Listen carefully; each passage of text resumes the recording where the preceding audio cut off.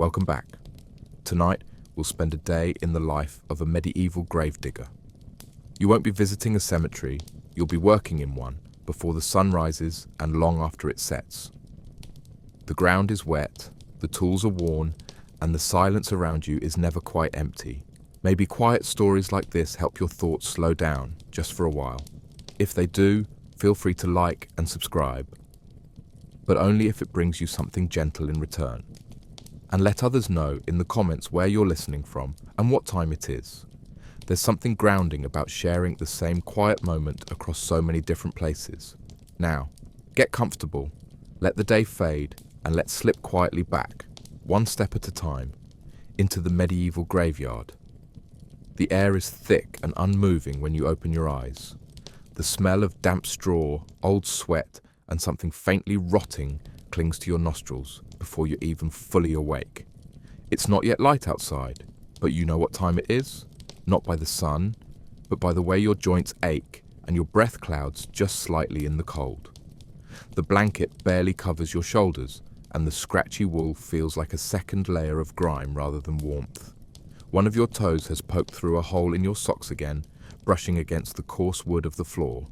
You shift, not to stretch, but to make sure nothing's nesting under you. No beetles, no rats. The morning doesn't arrive with colour or sound, just the slow realization that rest is over and the work hasn't waited. The bells in the chapel haven't rung yet, but they will. You always wake before them. You're not sure when that started. Maybe it was the fear of sleeping too long. Maybe it was the nightmares. Maybe it's just habit now. Your body preparing itself for another day without being asked.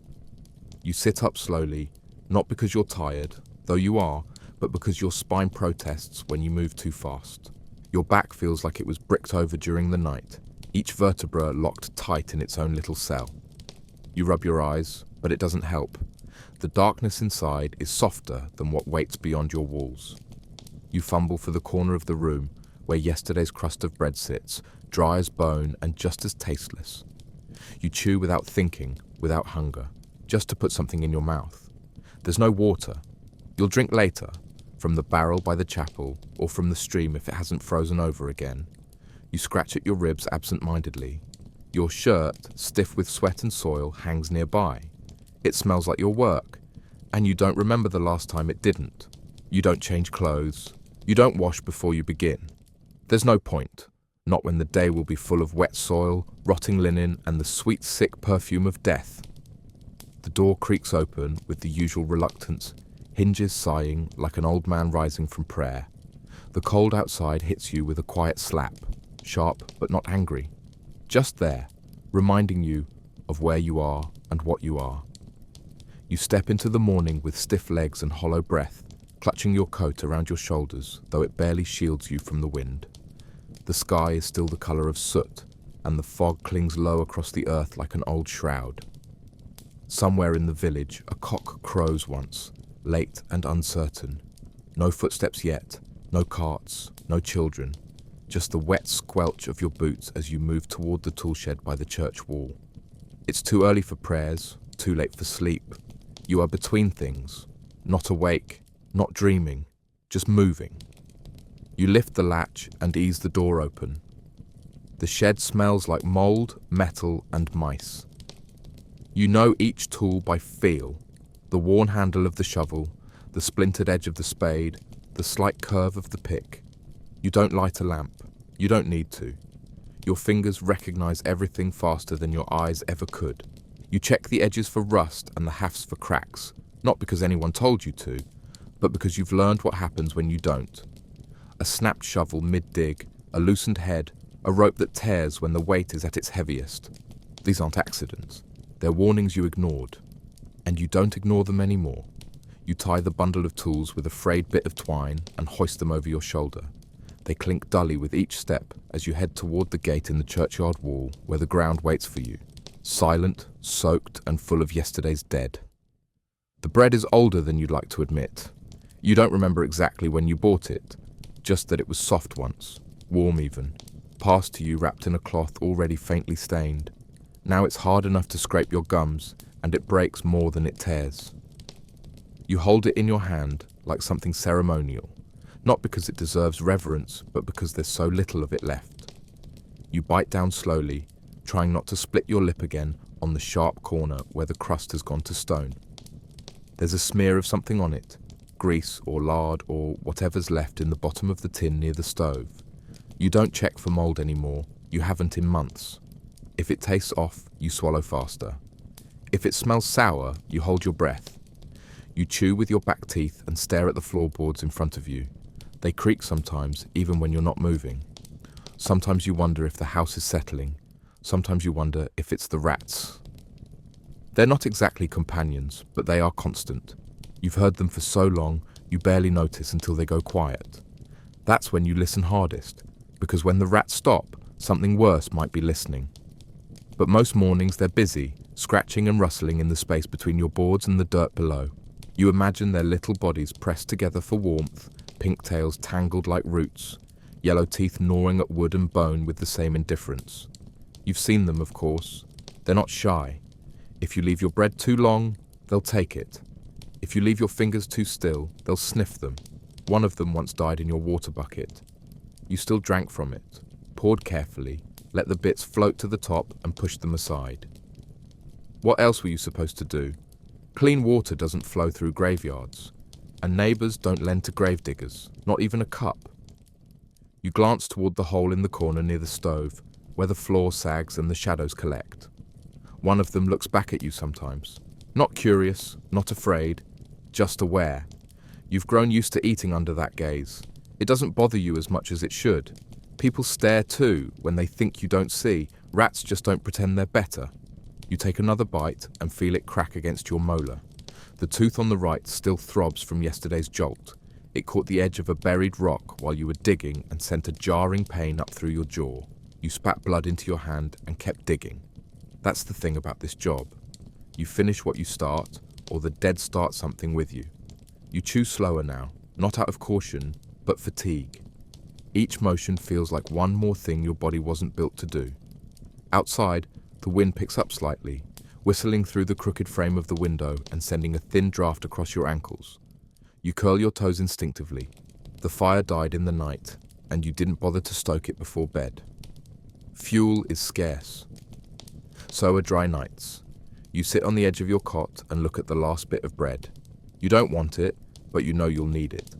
There won't be time later, and nothing else waits for you when you return. Just more shadows, more creaking boards, more rats. You break off a corner and toss it near the hole. A quiet scuffle follows. You hear the soft patter of paws, a tiny grunt, and then silence. At least someone eats without thinking. You finish your share and wipe your hand on your sleeve. There's grit on your fingers, soil that never fully leaves even after sleep. It gets into your nails, your hair, the folds behind your ears. It stays longer than people do. You stand slowly, bones clicking, and reach for your coat. Another day has begun, and no one will wait for you. Not the priest, not the dead, not the rats. The shed leans slightly to one side, its roof bowed like an old man's spine and its door hanging on a single hinge that moans when opened. You step inside and breathe in the familiar scent of earth-soaked wood, cold iron and mouse droppings. The walls are dark with age and damp, and the floorboards are warped in places, curling upward at the edges like the bark of dead trees. There is no candle, just a little light filtering through the cracks between the boards, enough to see the outline of the tools you left the night before.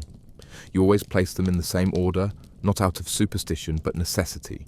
One slip, one misplaced handle, one rotted rope could turn your day from unpleasant to unbearable.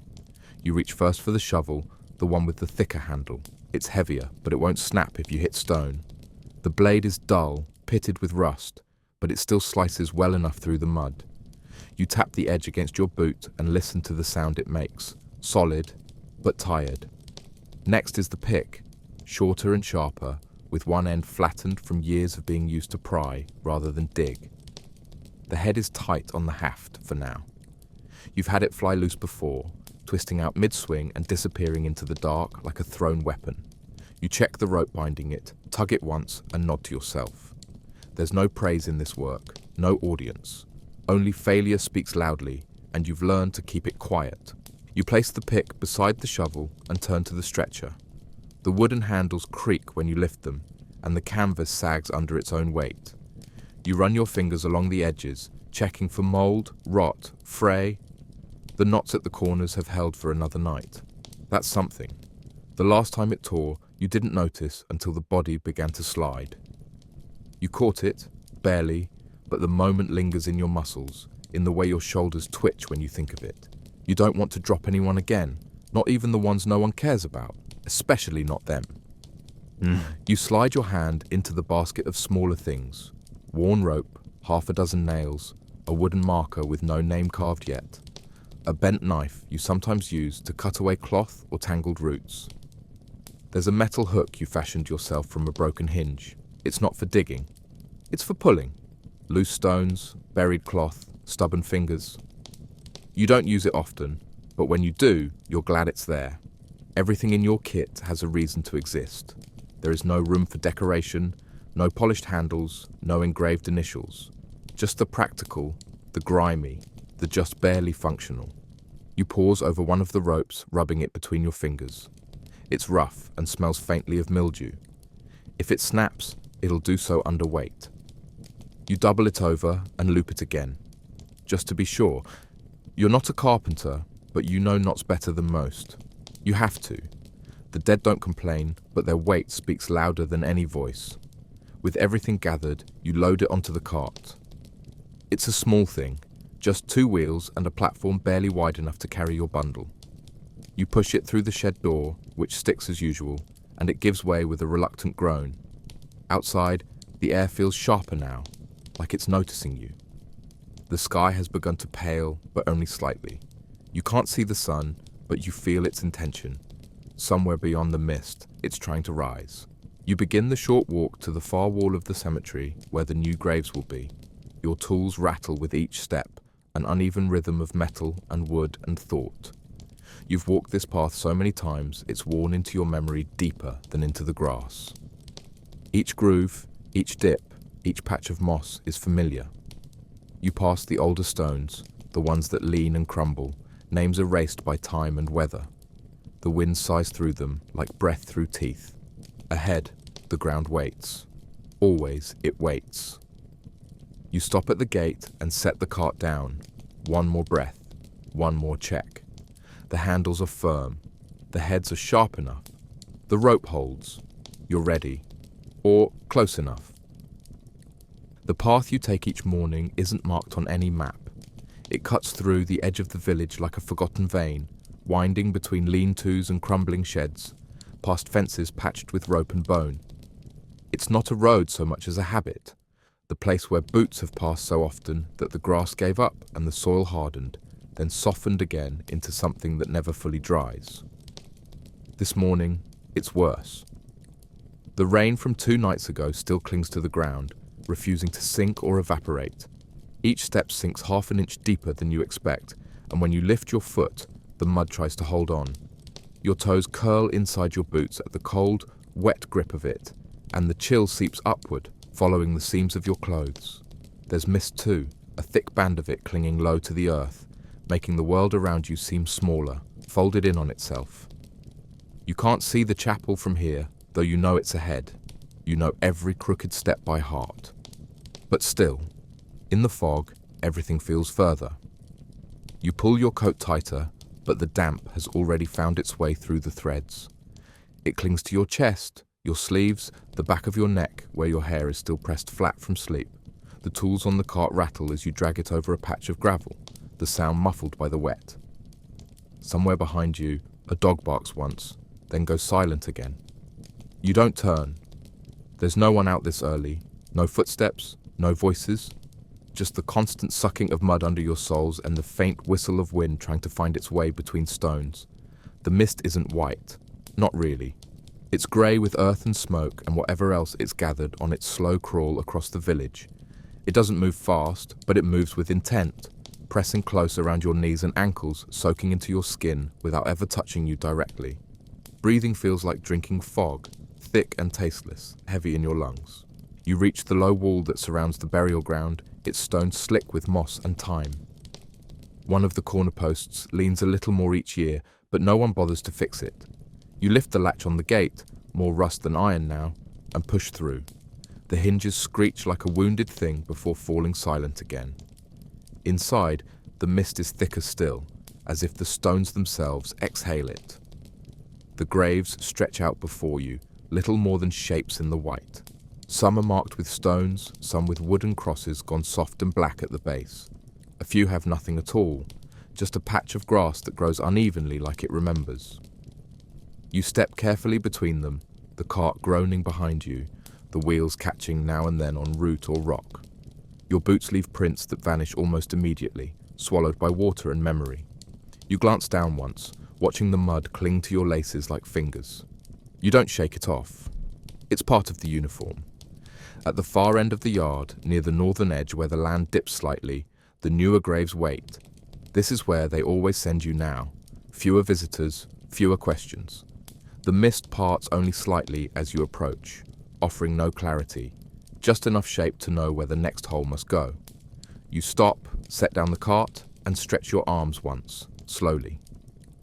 The cold has worked itself into your elbows, your spine, the soft part of your lower back.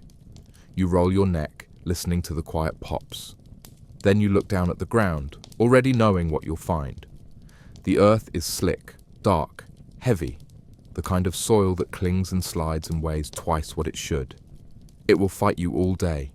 You grip the handle of your shovel and test its edge against the grass. The first cut is always the worst. Not because it's difficult, but because it makes the work real. In mist and mud, everything else feels distant. But this first push of iron into wet soil, is the sound of the day beginning in earnest. You were told where to dig yesterday, just before sundown, when the priest passed you on his way to evening prayer. He didn't stop walking, just pointed a finger out past the elder stones toward the far edge of the yard where the ground dips and holds water after rain. For the old man, he said, and kept moving. No name, no date, no mention of what the man did or didn't do. Just the old man, and the implication that the hole should be deeper than usual. Maybe he was someone important. Maybe he was just large. Sometimes they tell you to dig deeper because they're burying someone with a title. Sometimes it's just to make sure the lid won't bulge back up through the soil after a storm. Either way, it means more work, more soil to shift, more roots to cut through, more chances to hit a patch of clay or rock that refuses to give. You stand now at the marked spot, just a bare patch of damp grass ringed with sticks, and press the shovel into the earth. The weight of it presses back. The first layer is soft enough, waterlogged and eager to move.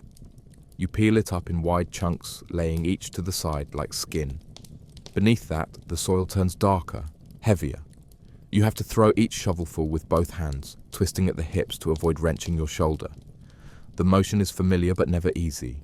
You try to pace yourself, to keep the rhythm steady. Dig, lift, toss, step. But the ground is stubborn today. It resists the blade, clings to the edge, slides back into the hole when you turn your back. You switch tools after a while, reaching for the pick. The iron bites deeper, breaking through tangled roots and the occasional stone. You pause only to clear debris, to wipe your brow with a sleeve already slick with sweat. Your breath comes in clouds now, mingling with the mist, forming little ghosts that vanish before they rise too high. You don't speak. No one is here to listen, and the dead don't need conversation. An hour passes, maybe more. You don't keep time by the sun, it's still hiding, but by the depth of the pit and the stiffness in your legs. You're nearly waist-deep now, and the walls of the grave glisten with moisture. Water seeps in near the bottom, forming a thin, muddy pool that soaks your boots and turns your steps into suctioned drags. You consider stopping, just for a minute, but you know better. Rest is dangerous, it lets the cold set in, lets your muscles start to lock. If you sit, you might not want to rise again. So you keep digging. You don't think about the man who will be lowered into this space. You've stopped wondering what they looked like, how they sounded, whether they were kind or cruel. In the end, they all lie the same. Flesh loosens, bones settle, silence blooms. The only difference is how deep they go, and how much you're told to care. Finally, you reach the proper depth. You measure it by eye and feel, arms outstretched, the handle of the shovel vertical, the pit just below the lip of your chest. You test the floor with your boot, pressing into the mud until it firms. It'll hold, or it won't. Either way, you've done your part. You climb out slowly, bracing against the side with one hand, hauling yourself up like a swimmer out of a dark pond. At the edge, you sit for a moment, letting your heart slow. Your shirt clings to your back, and your hands are coated in wet grit that refuses to brush off. You wipe them on your trousers anyway. The grave gapes behind you, silent and waiting. You don't look back. You don't need to. You know what you made. You know how it feels to stand over a hole that wasn't here an hour ago. How it seems to breathe, to pull heat from the air around it. You gather your tools again and start toward the next task, not because you're ready, but because readiness isn't part of this job. The old man will arrive soon. Someone else will speak the words. You only shape the silence they fall into. The soil here is different from what you dug last week. Heavier, darker, full of things that don't want to move. The first few shovels come up slick and thick, clinging to the blade like it knows where it's going and wants no part of it. Each time you lift, you have to shake the iron twice just to get it to let go. The weight drags at your shoulders, creeps into your elbows, makes your knees tremble with effort. This isn't dry soil. It doesn't crumble. It clumps and slaps, wet and unforgiving. Your boots sink into it with every step, and pulling them free becomes another task you hadn't counted on. You shift your stance and drive the shovel down again. It meets something solid. You twist, not bone, just stone. Another flat rock lodged in the side like a buried shield. You mutter under your breath and reach for the pick. Your hand sticks briefly to the wooden shaft, fingers already slick with sweat and mud. You don't wipe them. No point. Everything's already coated.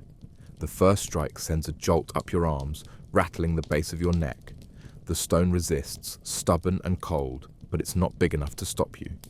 You chip at it, slow and steady, feeling each vibration echo through the handle and into your joints. After a few minutes, it shifts with a reluctant crack and tumbles to the side. You don't pause. There's no satisfaction in the sound, just one less thing in the way. Back to the shovel. Dig, lift, toss, step. The rhythm returns, but broken only by the occasional tug of a root wrapped around your blade like a question. Some are thin and tear with a tug. Others stretch like rope and pull back, fighting for their place in the dark.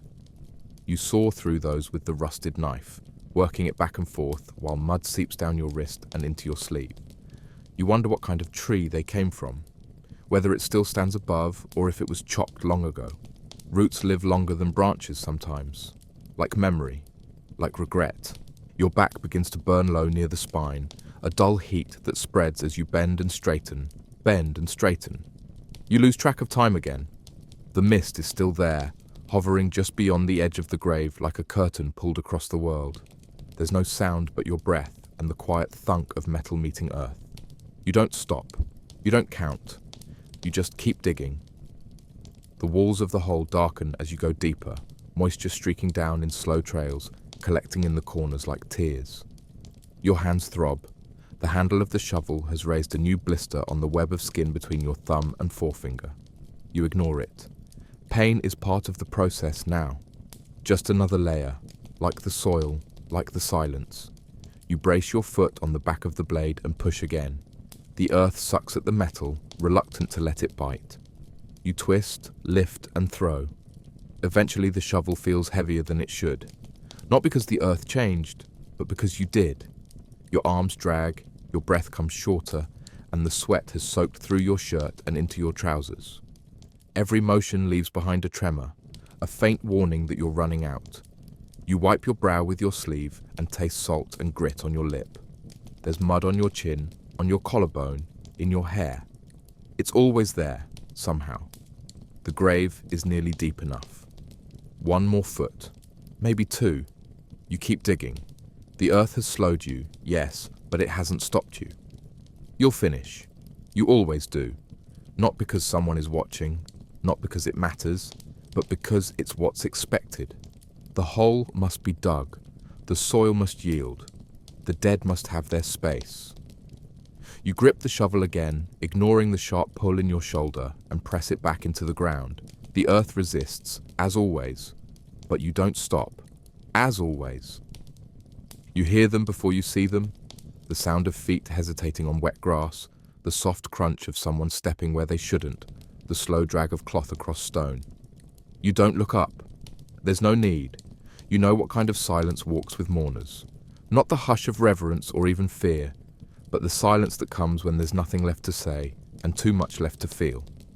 They stop a few paces away from the open grave, their shadows long and indistinct in the morning fog.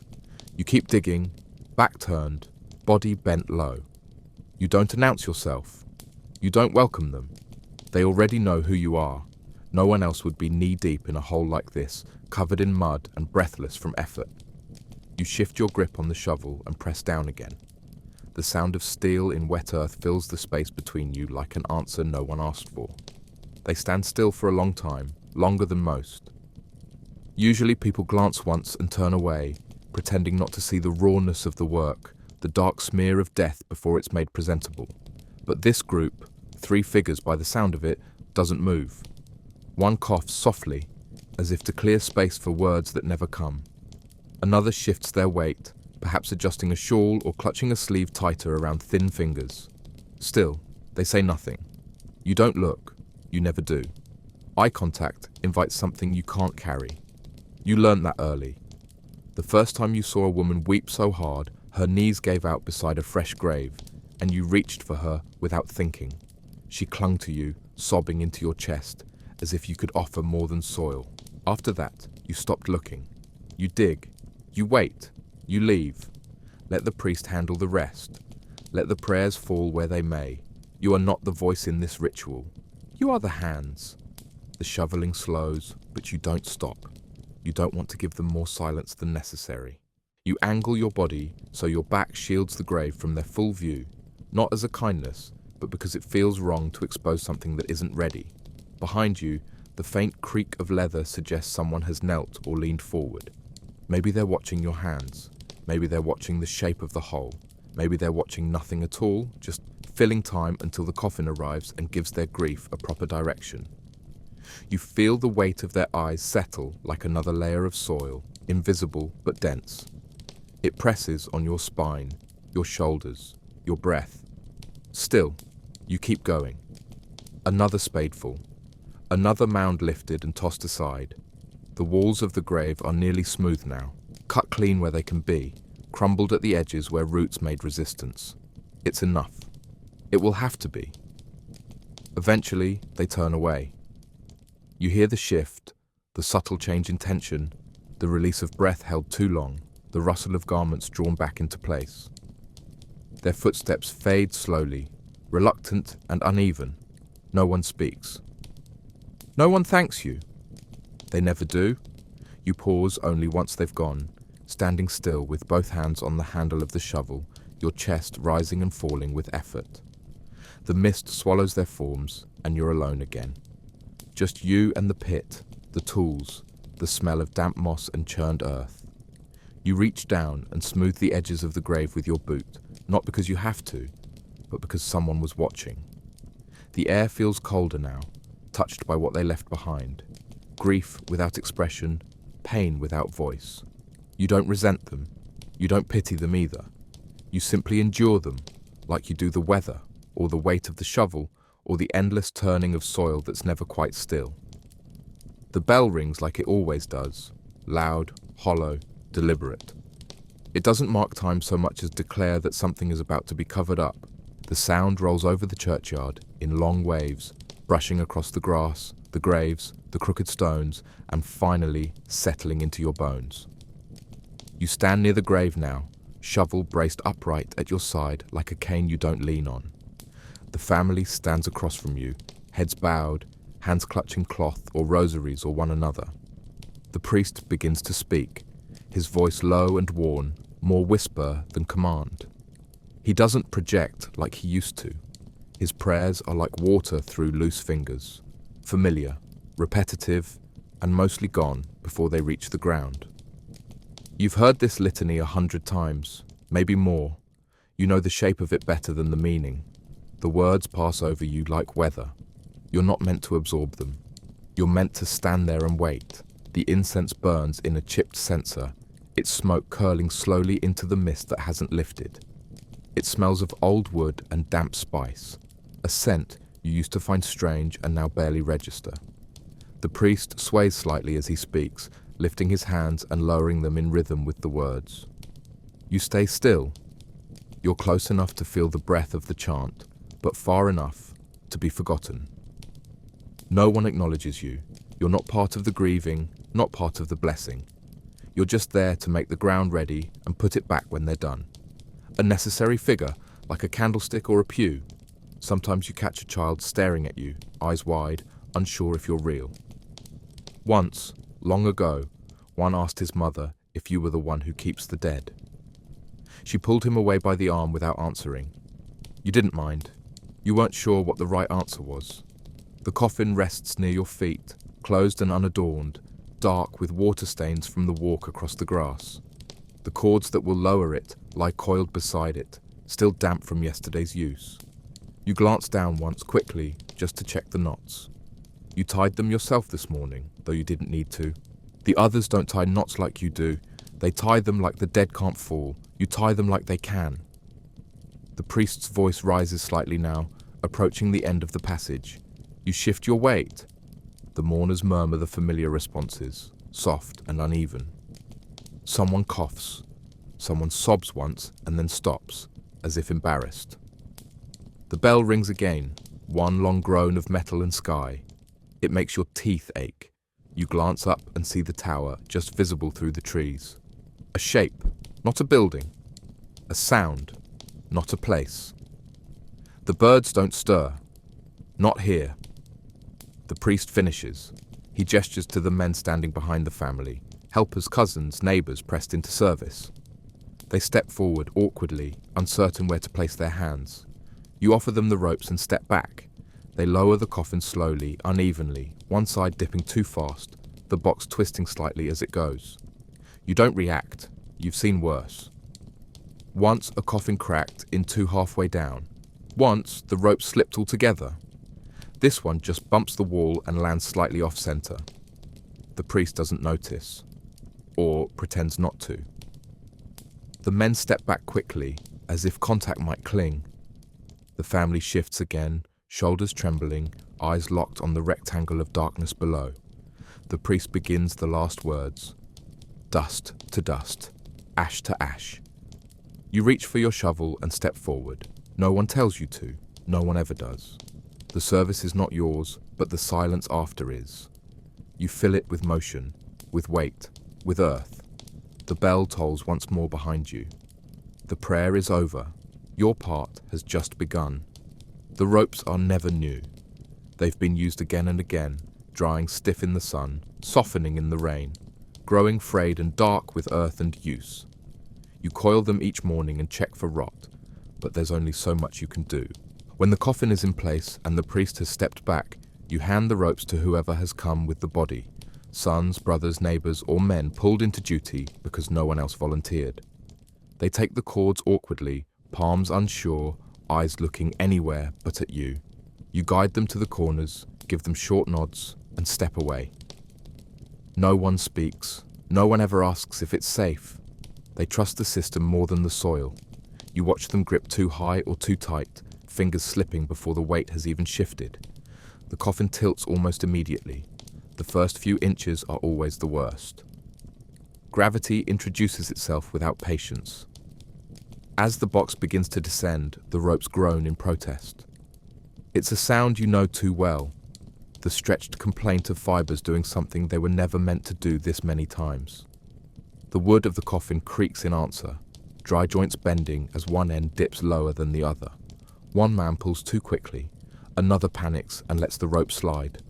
The box jerks, twisting sideways in the narrow grave. For a moment, it hangs at an angle. One corner pressed against the muddy wall, the other suspended above the pit like an afterthought. You see the muscles in their arms tense, their mouths tighten, but no one says anything. They just keep going. Better to finish poorly than to admit they don't know how.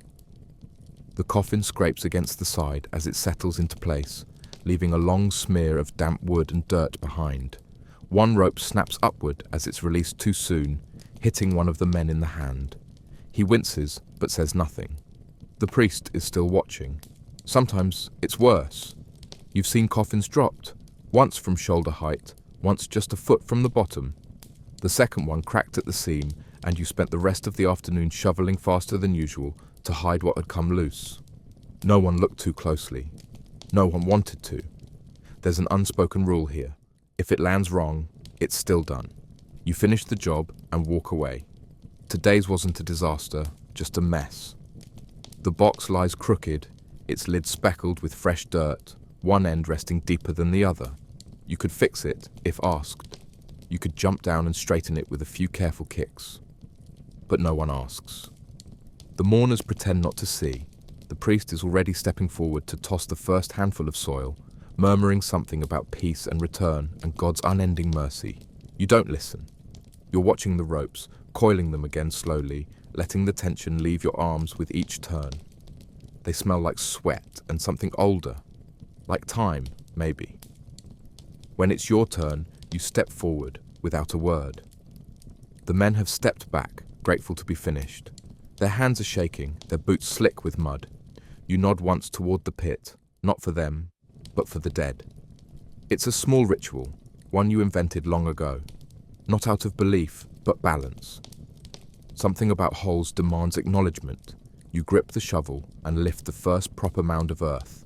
It falls with a soft, wet thud against the coffin. Another follows, then another.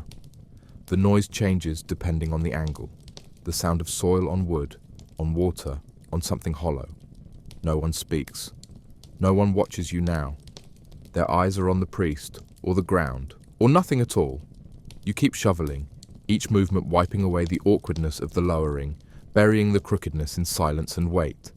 Eventually, no one will remember that it didn't go smoothly. Eventually, the earth will forget the angle. Only you will know it still lies askew down there. But even you will stop caring. Probably. The moment the priest finishes and the last murmur of blessing dissolves into the damp air, the space around the grave shifts. The family lingers only a little while longer, eyes glassy, mouths tight, hands knotted in cloth or fingers. Some place a flower, some drop clumps of soil.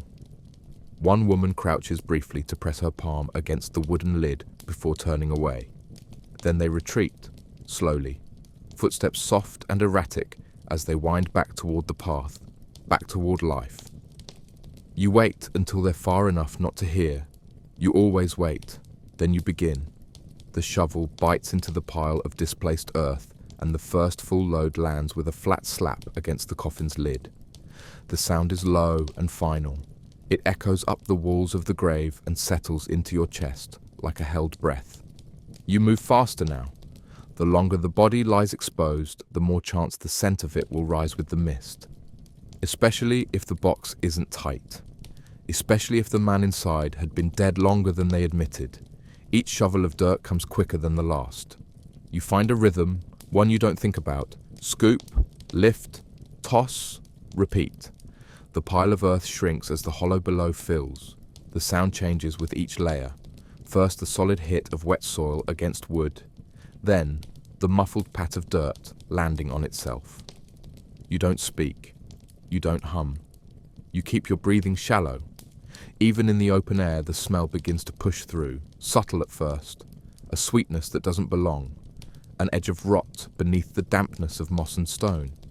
You breathe through your mouth, then regret it.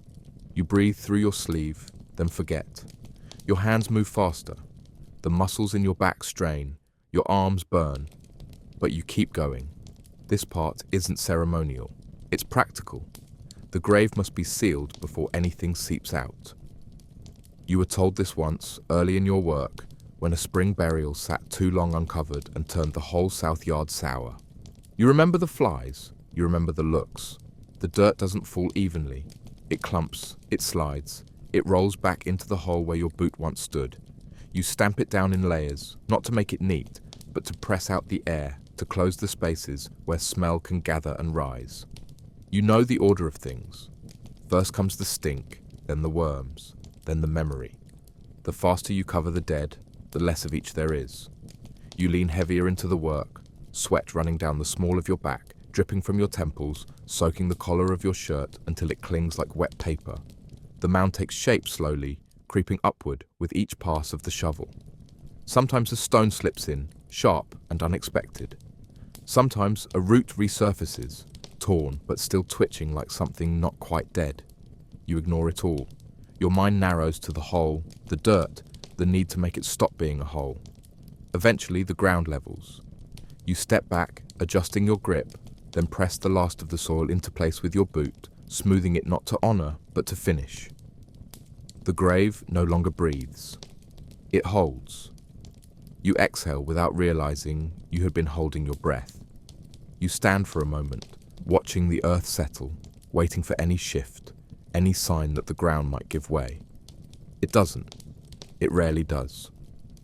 Still, you wait, just in case. The smell fades, tucked beneath layers of clay and memory.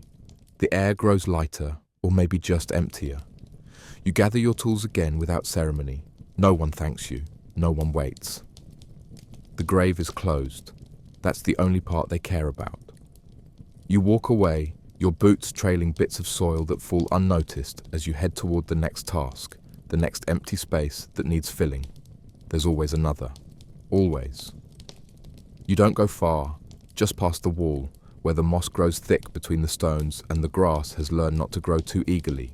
There's a hollow near the base of an old tree, just wide enough for you to sit, with your back pressed against the bark and your feet stretched into the weeds.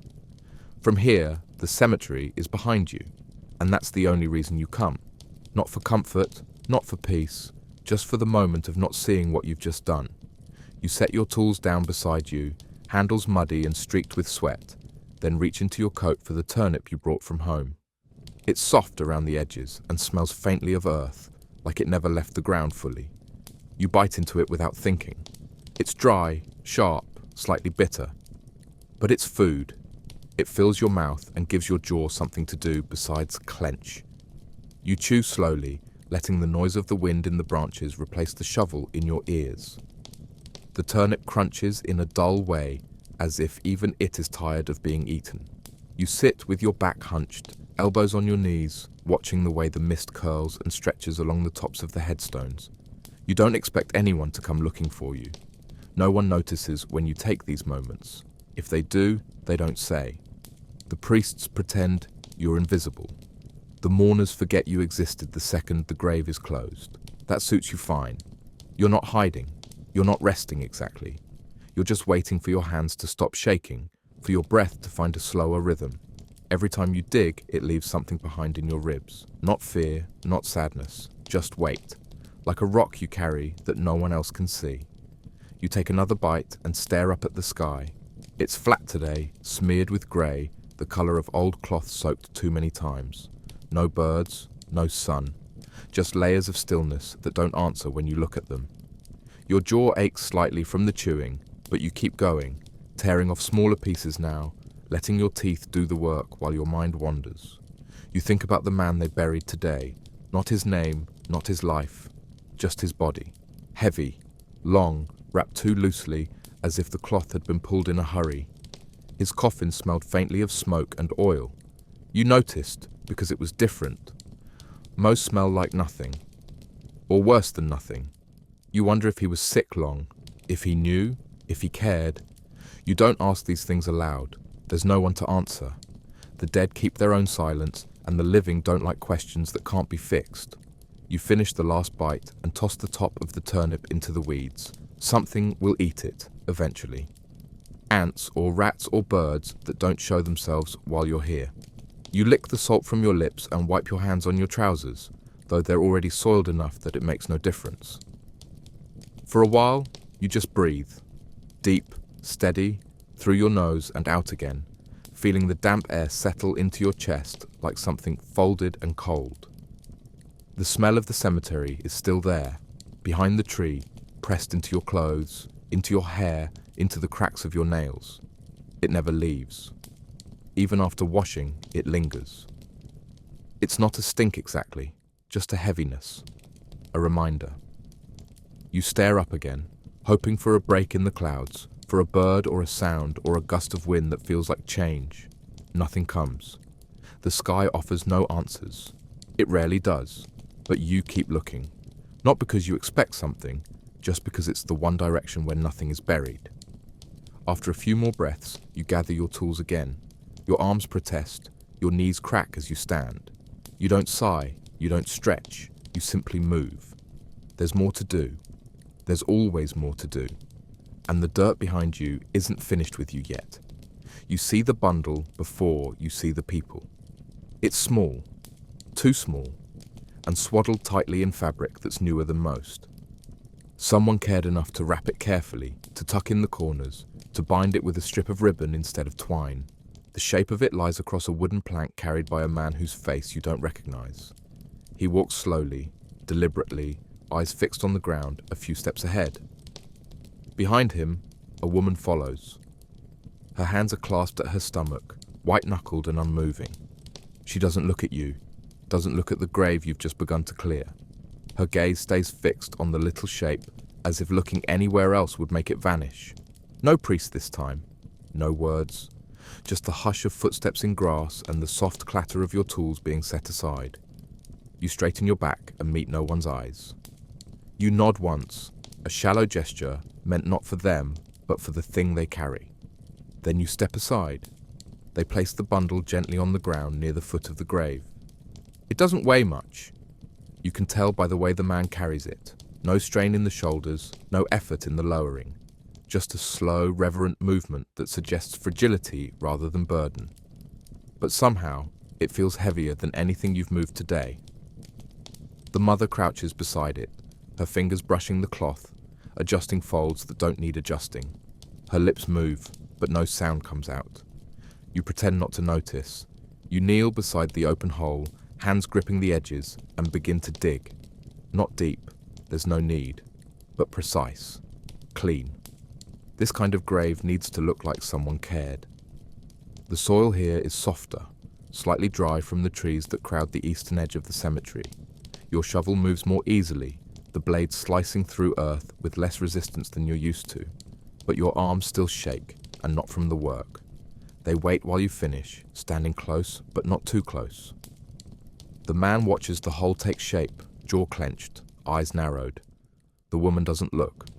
She keeps her gaze on the bundle, her hands now folded tightly in front of her as if to hold herself together.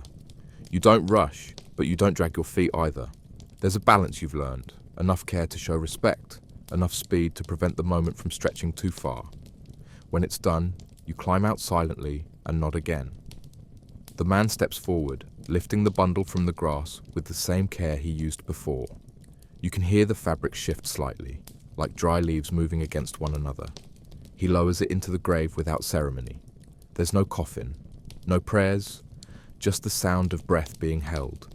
The child doesn't thud when placed. It settles, gently, almost like sleep.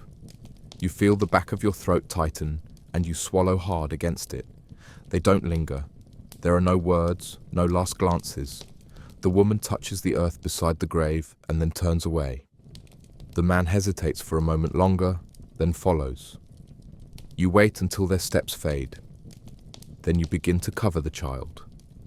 The soil falls softly at first, muffled by the fabric below. You try to be gentle, though you know it doesn't matter. You try not to imagine what lies under the cloth. You try not to picture the hands, the face, the silence. The grave fills quickly. Your motions are automatic. Your body knows what to do even when your thoughts feel slow and muddled. When the mound is even, you press it down with the back of the shovel, lightly, just enough. You gather your tools without a sound and walk away, feeling somehow heavier than you did this morning, even though the grave was light. Some things weigh more after they're buried. This was one of them. She drops to her knees before you realize she's even begun to fall. One moment she's standing behind the grave, eyes blank and face taut with the kind of silence you've seen too many times. The next, her legs give way beneath her like damp fabric, and she sinks to the ground with no attempt to catch herself. The sound that comes out of her doesn't start as a cry. It's deeper than that, something from the chest, from the belly, from a place that only opens when something's been ripped out. Her hands clutch at the earth, dragging streaks of soil down the side of the fresh mound. Fingernails disappear into the dirt. Her shoulders shake, but her spine stays rigid, like her body doesn't know whether to collapse or keep going. You've seen this before: mothers, daughters, brothers. Some wail, some whisper. Some sit in perfect silence for hours. But this one breaks all at once, as if grief had waited until now to show its face and then showed too much. You stand a few paces away, motionless, hands still wrapped around the handle of your shovel. You don't move toward her. You don't speak. There's nothing to say, and you've learned not to offer anything. Words break this kind of cry, and when it breaks, it just gets worse. Her sobs come in waves, sharp, ragged, unsteady. Each time you think she'll run out of air, another sound spills out, raw and hoarse and entirely human. You try not to listen too closely, but it fills the space around you, bounces off the stones, seeps into the dirt. The sky above remains unmoved, flat, grey, wide. The wind has died, and the trees nearby stand still, as if even they understand that this isn't a moment to interrupt. You shift your weight slightly, not out of discomfort, but to stop your legs from locking. It's not the first time you've heard someone cry like this, but it never sounds the same. Grief changes tone depending on the mouth it comes from. Her hands begin to tremble as they press into the soil. You can't see her face, but you know what it looks like. Eyes swollen, mouth open, cheeks streaked with mud. Grief pulls people into the ground long before they're buried. She leans forward and rests her head against the mound, the fresh dirt sticking to her skin, her hair falling forward like a curtain. You wonder if she notices how cold it is, if she feels the wetness beneath her knees, if she'll remember any of this tomorrow. Probably not. Grief this loud erases the memory around it, leaves only the sound. You turn away slightly, not out of shame, but to give her what little privacy the moment can allow. You focus on the shovel, on the texture of the handle, on the pattern your boots have left in the mud. You remind yourself not to feel it. You tell yourself again, like always, that this isn't yours to carry. Eventually the sound begins to fade, not all at once, but gradually, like coals dying out after the fire's gone. Her sobs grow quieter, more spaced, each breath longer than the last. She stays curled over the grave, arms wrapped around her middle, body swaying just slightly with the aftershocks of what she's released. You don't move until she does. She doesn't speak when she stands. She brushes at her knees but doesn't get all the dirt. Her hands shake as she straightens her scarf. She looks down once more, lips pressed shut, and then walks away without a word. You watch her go until the mist takes her shape into its folds. Then you turn back to the grave, to the tools, to the work that waits for you a few rows away. But the sound stays. For hours, maybe longer, tucked somewhere behind your ribs. Not just another cry, not just another mourning, just this one. Exactly how it was. It happens more often than people think. The earth remembers poorly. Graves shift, markers rot, names vanish. You dig where you're told, and sometimes the past answers with its own piece of history. A shin bone rising pale through the dark soil, or the curve of a jaw still holding a tooth, yellowed but intact. Today, it's something smaller. A long, thin bone, smooth at the edges, like it's been waiting. The shovel struck it with a soft clink, almost shy. You paused, wiped your brow, and knelt to clear the dirt away with your hand. It wasn't fresh, too dry, too clean. No cloth, no smell. Just a piece of someone who was buried before records were kept or respected. The earth isn't generous. It reuses itself. You've learned not to flinch anymore. Still, the sight of the bone presses a strange weight behind your eyes. Not grief, not fear, something quieter, something close to apology. You turn it over gently in your palm, brushing off the loose soil. The texture is familiar, porous in some places, smooth in others.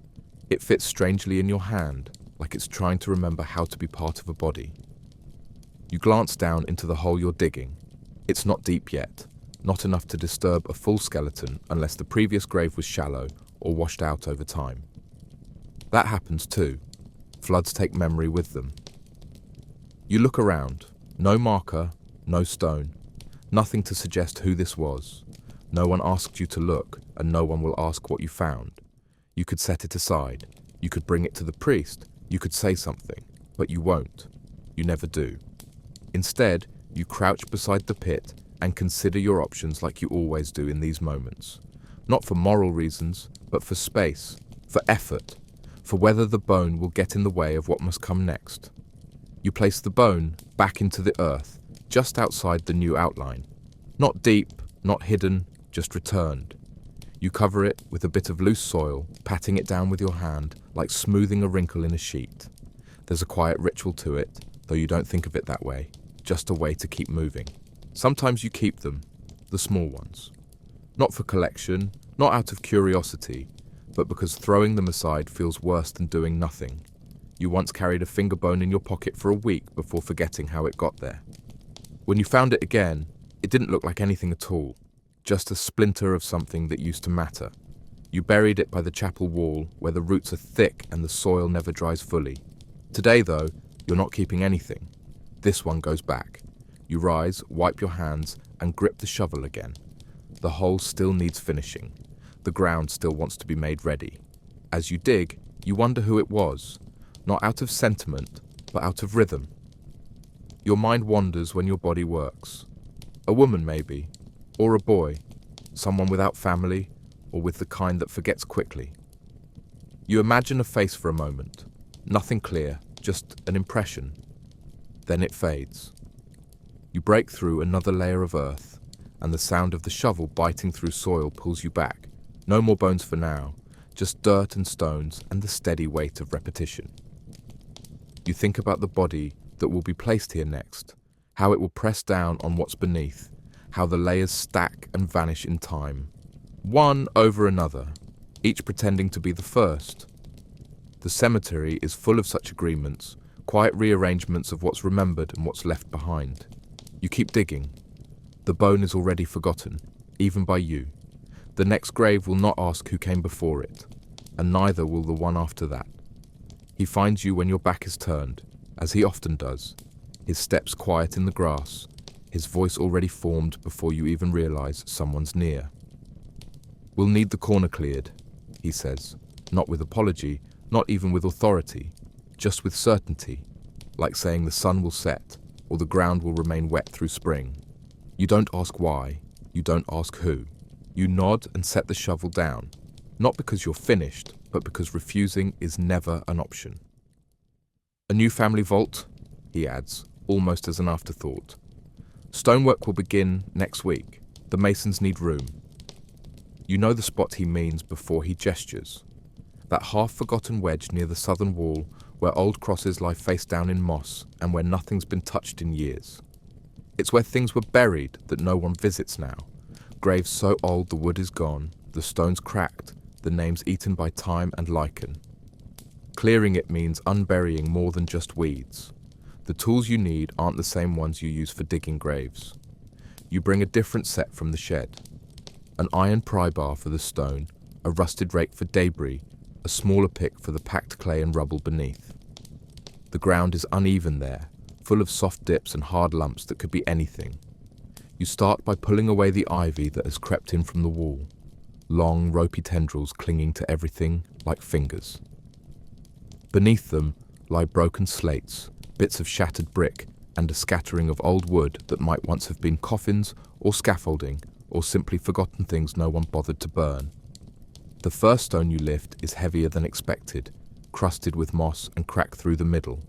It groans as it moves, as if protesting. Beneath it, mud, glassy and black, soaked from years of runoff. You dig without ceremony, tossing roots and rocks aside, working your way toward the corner where the vault will stand. It isn't glamorous, and it isn't clean. You dig up nails bent into spirals, bones too small to name, rusted loops of iron once meant to hold something closed. Each layer feels like peeling back a scar. You don't know what belongs to whom, and it doesn't matter.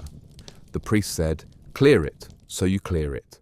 One stone refuses to move, set deep and wide with some purpose long forgotten. You chip at it for nearly an hour, splitting off flakes, revealing old carvings that vanished the moment they're exposed.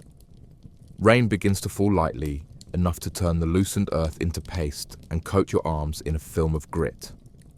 You wipe your forehead with your sleeve, smear your cheek in the process, and keep going. Your back aches, but the kind of ache that won't be noticed until tomorrow. The priest has long since gone back inside, his words spent, his duty fulfilled. You remain, the only witness to the wreckage he requested. By late afternoon, the corner looks nothing like it did that morning. The ground is scraped clean, the debris hauled into a crooked pile beside the chapel wall. Stones that were once graves now lean in a heap like discarded teeth. The grass is gone, replaced by churned mud and the exposed roots of a tree that won't last another winter. You stand at the center of it, rake in hand, surveying the emptiness you've created. It's not peace. It's not even order. It's just space. Space for something new to cover what was. You know the masons will arrive with their chalk lines and hammers and wooden frames. They'll build something fine and sharp-edged, polished and sealed, with names that will last longer than the bones beneath. And no one will know what was here before. No one will ask. You return your tools to the shed as the light begins to fade. Your boots are caked in muck. Your shoulders sag with the weight of work done without memory. The request was simple. The task, not so much. You sit with your back against the wall, where the stones are half swallowed by moss and time, and unwrap your lunch with the kind of slowness reserved for days that already feel too long. It's not much. Just a crust of bread folded around a piece of something cured weeks ago. Maybe salted pork, maybe not. You don't ask anymore. The meat is tough, the bread dry, and your hands are too grimy to bother wiping before eating. Dirt gets under your nails and into your mouth. You chew anyway, because hunger doesn't care about taste. A crow calls out from somewhere above the treetops, and for a moment, it feels like the only sound in the world. The wind has dropped, and the mist thinned just enough to let the cemetery appear in pieces around you.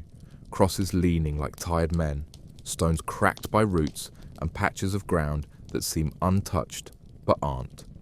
You've eaten here before. You always choose this corner. No one bothers you here, and nothing asks to be remembered. As you chew, something shifts near your boot. Just a little ripple in the soil, barely visible, but enough to make you stop mid-bite.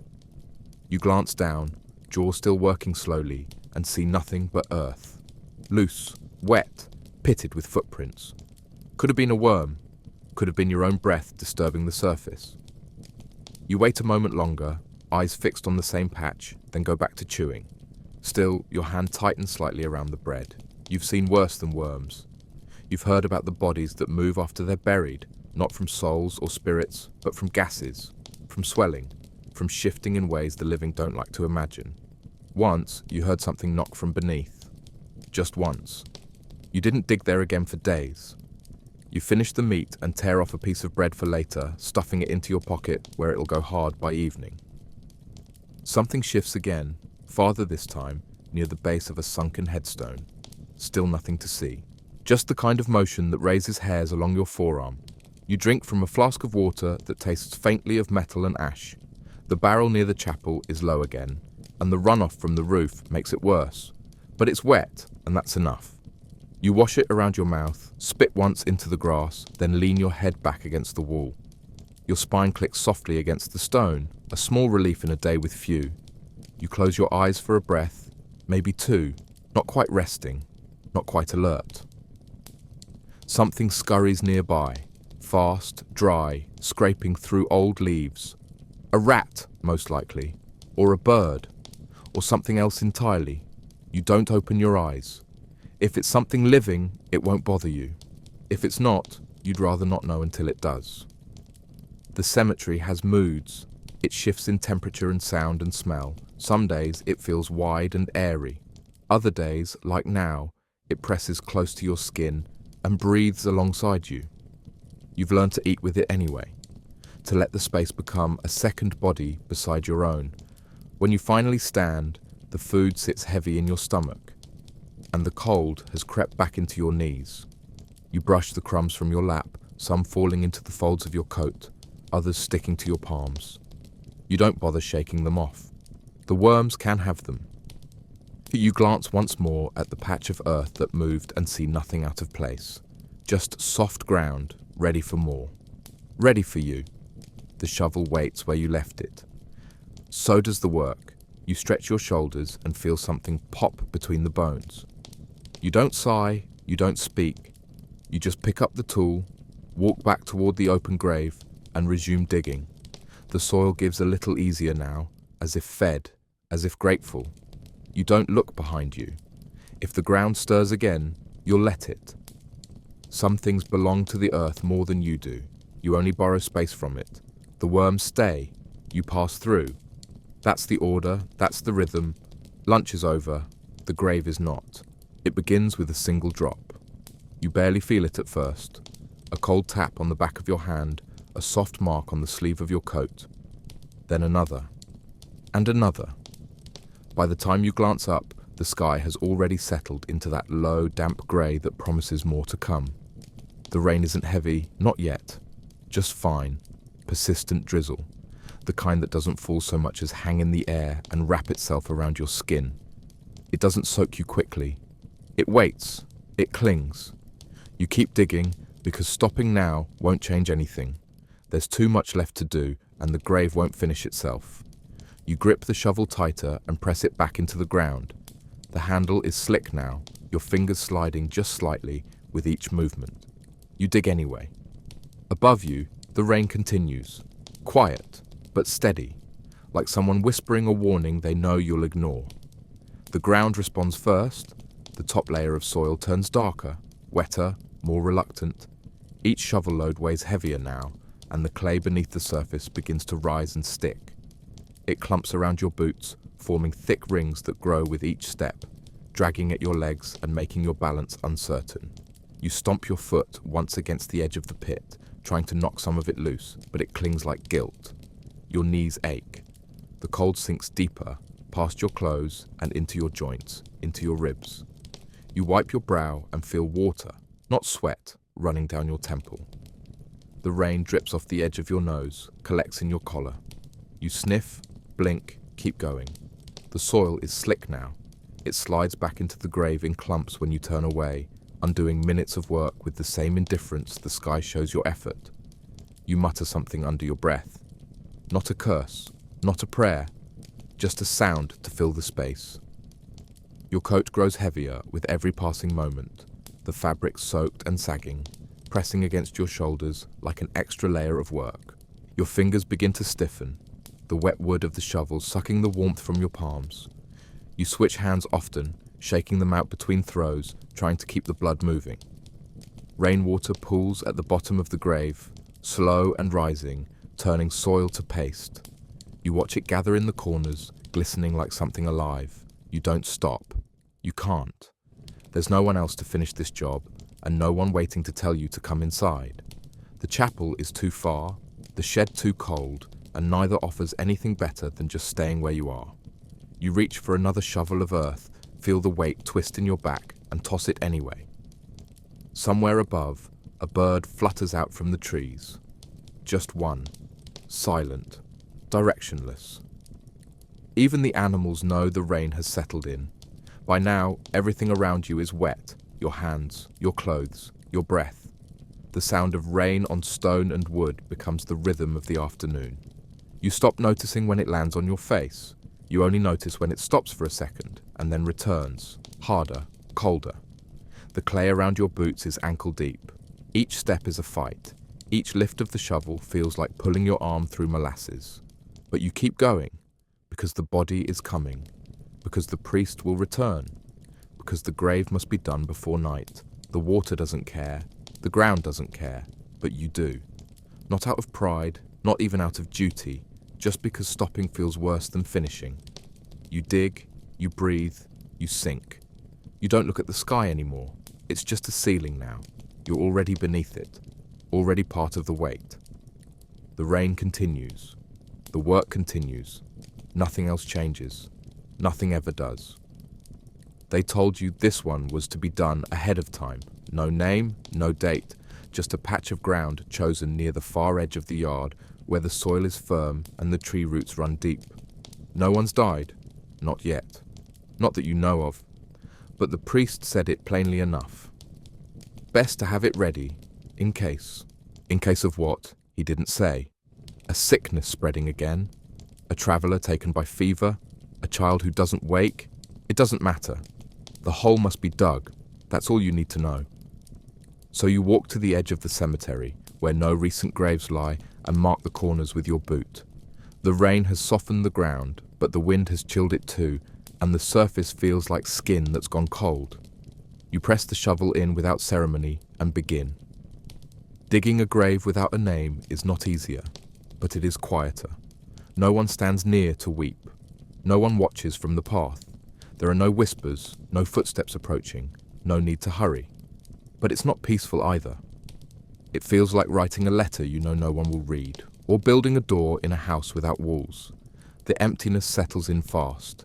You dig at the usual pace, muscle memory guiding your arms as the shovel bites and lifts and tosses. The hole deepens, but the silence thickens. You try not to imagine who it might be for. You try not to picture a face or guess at an age, but your mind drifts. You think of the last child, of the old man with the crooked back, of the mother who cried so hard her hands bled from clutching the stone. You wonder if the ground can tell who's coming, if it opens differently depending on who will lie in it. This one feels stiff, reluctant. Maybe it knows, maybe it wants to wait. The soil beneath shifts colour the deeper you go, lighter near the surface, darker below, until it becomes slick and almost black. You strike something solid now and then, but nothing that stops you. The roots here are thin, brittle, easy to snap. You imagine they haven't fed on much. Nothing buried here in years, perhaps. Or maybe the ground forgets quickly when there are no visitors, no names etched in stone. You pause to wipe your brow, though there's little sweat now. The rain took most of your warmth earlier, and the cold remains, wrapping your chest in something dense and still. You glance around once, half expecting someone to be watching, but no one is. No one ever is, when you're digging for no one. You return to the work, not because you want to finish, but because stopping makes the air feel heavier. You keep digging, cutting clean lines, shaping the space for whoever will come, if anyone comes at all. When you reach the proper depth, you step back and study the grave. It looks the same as all the others. Same size, same slope, same soft edges where the earth crumbles just slightly. But something about it feels different, less like a grave, more like a question left unanswered. You smooth the bottom with the flat of your shovel and stamp the corners down with your boot, compacting the earth as if that will make it more certain. You don't place a marker. There's no need. The priest knows it's here, and you'll remember. Until you forget. You gather your tools slowly, wiping mud from the handles, your fingers stiff from the cold. The sky remains grey above, unmoved by what you've made. As you walk away, you glance back only once, at the empty hole in the empty yard. A grave dug just in case. A place waiting for someone. You don't know who. You don't ask. You simply leave it open and keep moving. They bring the body in the late afternoon when the sky has gone flat and the air tastes like metal. No cart, no ceremony, just two men with a sack between them, slung like firewood, held by the corners in stiff, silent hands. You see them coming from a distance, and you know before they reach you that it's not a family burial. There's no procession, no priest, no linen, no box. Just burlap, tied roughly at both ends, bulging in the middle with something too heavy to be anything else. They don't say his name. They don't even say he. One of them nods toward the empty grave you dug earlier, and the other waits for your answer. You nod back, a small, grim motion that means yes. This is the place. This is what the hole was for. They carry him the rest of the way in silence, boots slipping in the wet grass, sack swaying gently between them. You don't ask who he was. They don't offer. There's no need. You've seen this kind of burial before. A pauper, a drifter, someone the world forgot before death made it final. They lower the sack into the grave without grace. One end drops faster than the other, and the body inside shifts with a sound you wish you hadn't heard. Flesh sliding against fabric, bone tapping against bone. The sack lands twisted, diagonal in the grave, not centered, not straight. No one moves to adjust it. The men step back quickly, wiping their hands on their coats, their eyes avoiding yours. One of them spits into the grass. The other crosses himself quickly, like an afterthought. Then they leave. Just like that. No words, no moment of pause, no blessing. You stand alone beside the open grave, the sack lying like discarded laundry in the wet earth. It doesn't feel right to begin without a word, but there are no words here. Not for this, not for him. Instead, you grip your shovel, sink the blade into the nearest pile of soil and begin to throw. The dirt lands heavily on the sack, pushing it down with each blow. The fabric darkens where the soil touches it, the weight of the earth bending the shape beneath. You don't look too closely. You don't want to see where the feet are, or the line of the spine, or the shape of the head pressing upward against the cloth. You just throw, faster than usual, harder, as if speed could hide the fact that no one cared enough to give him more. There's no marker waiting, no name carved in stone, no one watching from the path. You glance once toward the chapel. No light in the window, no priest at the door. Just you, the grave, the rain, and the sound of the shovel slicing through damp soil. You don't count how many loads it takes. You don't slow down. When the sack is no longer visible, you don't stop. You keep going until the grave is full, until the mound is formed, until the earth is once again undisturbed. When it's done, you press the soil down with your boot, firm and even. Not out of ritual, but necessity. You don't want the ground to sink tomorrow, to reveal what no one wants to see. You toss the last bits of dirt aside, wipe your hands on your coat, and lean on the shovel for just a moment. You wonder, briefly, if he had anyone, if he ever sat in the square with a cup, if he sang, if he drank, if he simply lay down one day and didn't wake up. You'll never know. No one will. The only story left is this, brought in a sack, lowered without care, buried in silence. You stare at the mound for a while, feeling the quiet settle around it like a second layer. Then you gather your tools, your arms stiff from the cold, and walk away. You don't look back. You've buried too many like him. But this one came with nothing, not even a name, just the sound of dirt falling and the brief, dull shape of a body becoming part of the ground. There's one place in the cemetery that doesn't feel like the rest. It's quiet, of course, but not the kind of quiet that comes from absence. It's a different silence, thicker, softer, like a heavy cloth laid over noise instead of a hollow where it never was. The stone is old, older than most, older than you, older than memory. Its face is worn smooth from wind and rain, the letters barely more than shadows now. And moss grows along its sides in long green strips that curl toward the base like fingers reaching for warmth. You don't know who lies beneath it. The name is gone, the date's erased. No one brings flowers, no one asks about it. But you come here when you can, when your back aches and the sky presses low and grey, and the graves you've filled in the last hours feel too fresh to forget. You sit down slowly at its base, your spine pressing into the stone's broad side, and let the cold of it seep through your coat in a way that's more grounding than cruel. From this spot, you can hear the little trickle of water that runs behind the wall, just a thin stream that weaves through moss and root and fallen leaves. It's not much, just enough to wet the soil and feed the green, but it makes a sound that never changes. A constant thread in a place where everything else does. You listen to it now as you stretch out your legs and rest your elbows on your knees, watching the way the droplets collect on the tips of nearby grass, then fall one by one to the dirt below. The light is low, and the mist has returned, curling gently around the base of nearby graves, softening the hard lines of stone and wood. You take a slow breath, and for the first time in hours, it doesn't hurt. The air is cool, but not sharp, damp, but not choking. You lean your head back against the stone and let your eyes close, not to sleep, just to stop seeing for a while. You think about nothing and everything all at once. The faces of the mourners blend into one another, their eyes red, their hands clenched, their silence louder than any hymn.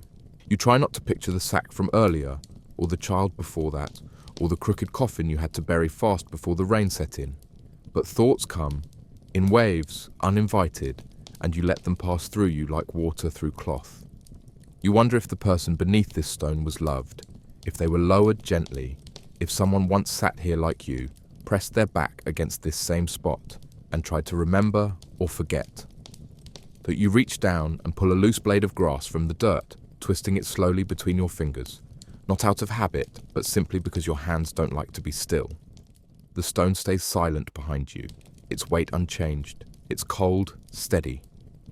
You think it would make a good wall if the world outside ever tried to come in. Time moves differently here. Not slower, exactly, but without edges.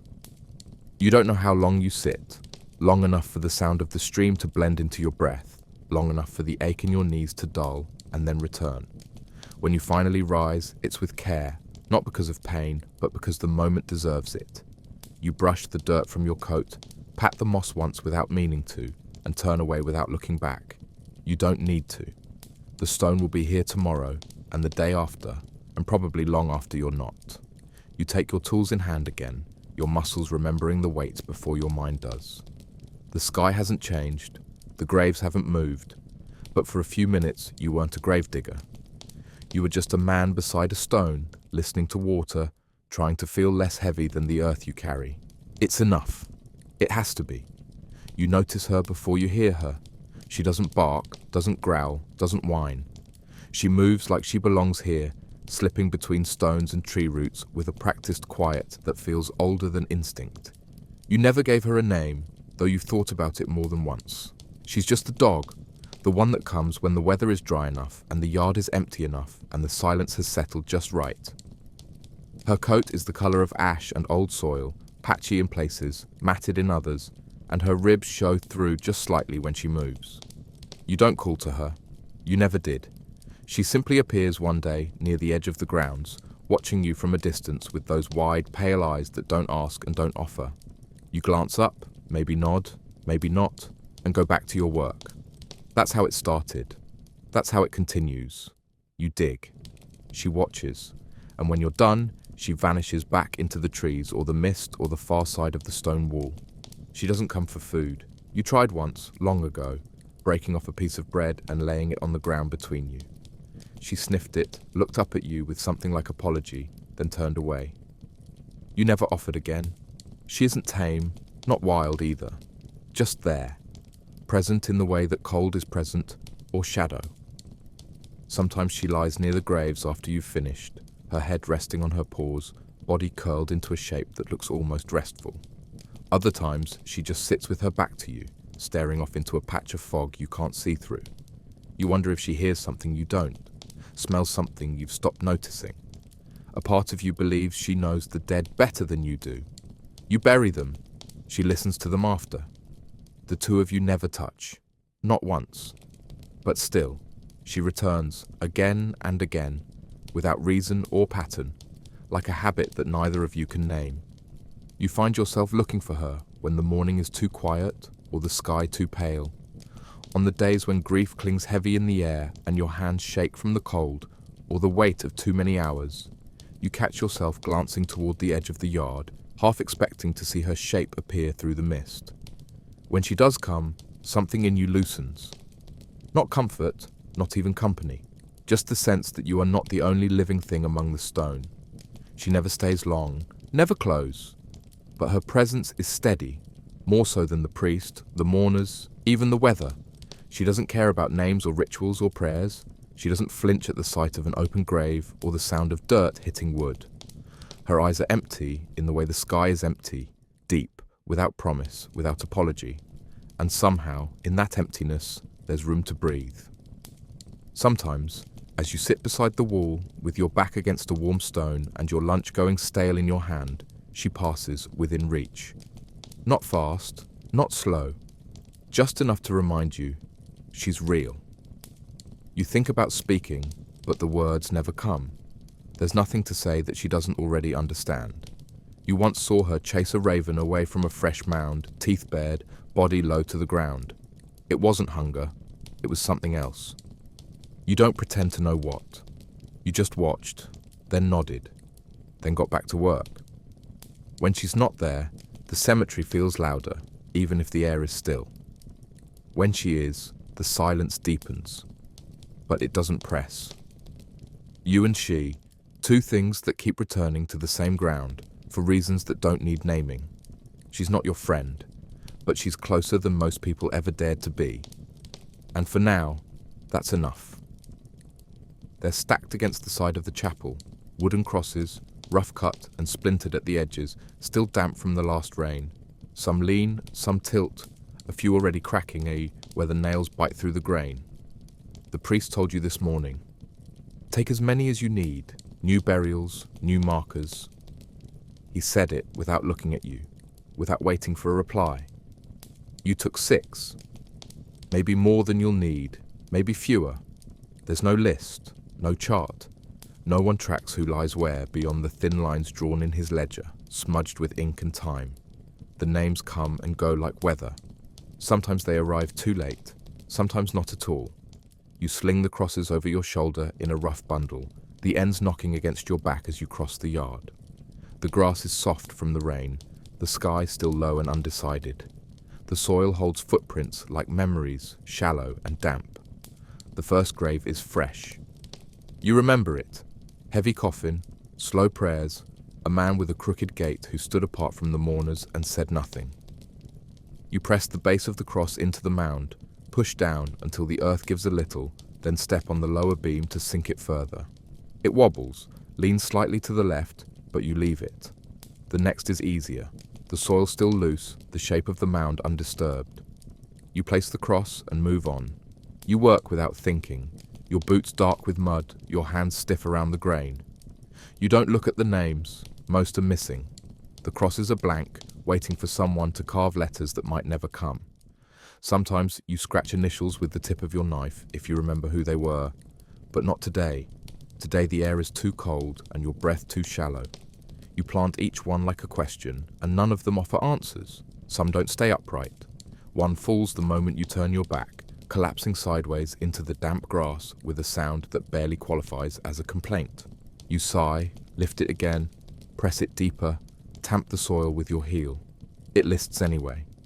Another splits as you drive it down, the lower beam cracking off where the rot had already begun. You leave it beside the grave, unsure if it's better to mark a place with broken wood or not at all. A third, you simply forget. You realize it halfway across the yard, turning back to see a bare mound you passed without stopping. You stand there for a moment, blinking, trying to remember who was buried there. Was it the child? The man in the sack? You grip the remaining cross tighter and walk back, pressing it in with more force than needed, as if that makes up for the lapse. It doesn't, but it stays. At least for now. By the time you're finished, your shoulders ache from carrying the wood, your fingers throb from the cold, and your patience is frayed thinner than the nails that hold the arms of each cross in place. You look back across the rows, at the crooked lines, the sagging beams, the markers planted in haste and doubt. They don't look like tributes. They look like warnings. Fragile signs to keep the living from forgetting what lies beneath. You gather your tools and walk slowly toward the shed, the wind catching at your coat, the last bits of mist curling low over the grass. You don't know how long the crosses will stand. A week, maybe. Some will fall with the first hard wind, some will rot before spring. Some will never have names. But you planted them. That's what was asked. And for today, that's all that can be done. Some days, you don't dig. Not really. Some days, the work isn't about shaping the ground, but about dealing with what's been left behind. What death, in its impatience or carelessness, didn't finish properly. You're not told in advance. You find out when the priest pulls you aside with that certain tone, when he says there's a grave that needs attention, or when the wind shifts just right and something foul finds your nose before you find the source. That's when you bring not the shovel, but the hook, the sack, and the old rusted trowel with the edge worn down from too many days scraping at the in-between. You have no gloves. You've asked once or twice, but they never arrive. So you work barehanded, wrapping your fingers in rags when you remember, when you have the time.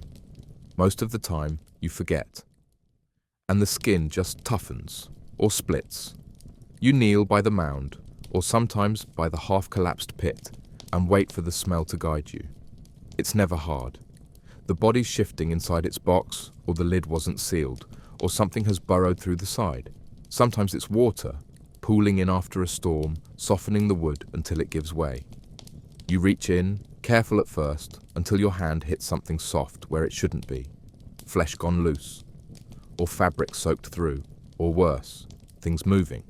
The larvae are small, white, slick. They pulse in clusters, like breath, like thought. They collect in corners, under cloth, inside mouths that no longer speak.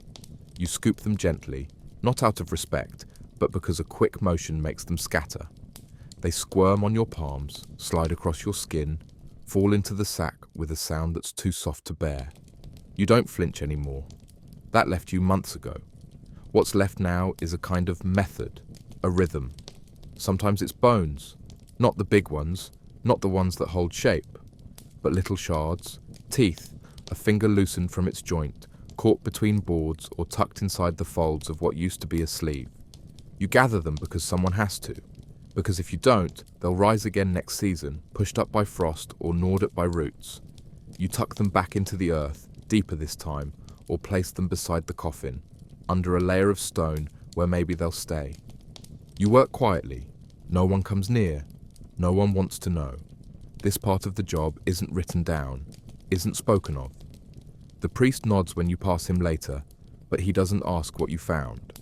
You wash your hands in the cold barrel by the wall, watching the dirt and worse swirl into the water. It never comes fully clean.